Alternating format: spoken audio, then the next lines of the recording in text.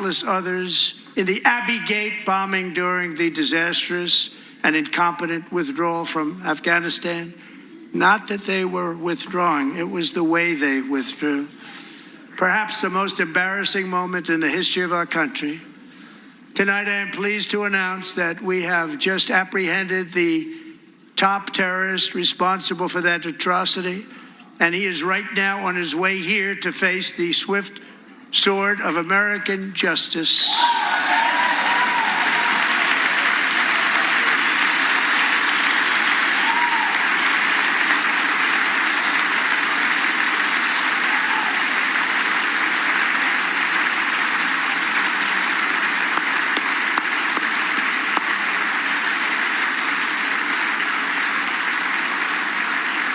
And I want to thank especially the government of Pakistan for helping arrest this monster.